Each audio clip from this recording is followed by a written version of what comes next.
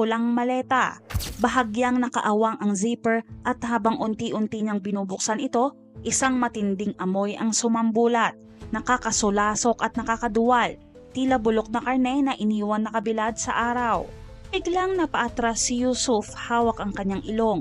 Ngunit sa kabila ng matinding amoy, nakita niya ang mga bagay na lalong nagpatindig sa kanyang balahibo. Isang stripe na kumot, isang pares ng pambabaeng sapatos at isang bagay na tila hugis ng katawan ng tao. Sa sobrang takot at pagkataranta, agad siyang humingi ng tulong sa mga residente. Sa loob lamang ng ilang minuto, kumalat ang balita sa buong barangay tungkol sa natagpo ang bangkay sa pulang maleta. Agad naman nila itong inireport sa mga barangay officials.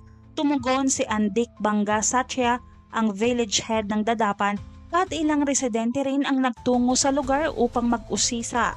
Agad ding tumawag si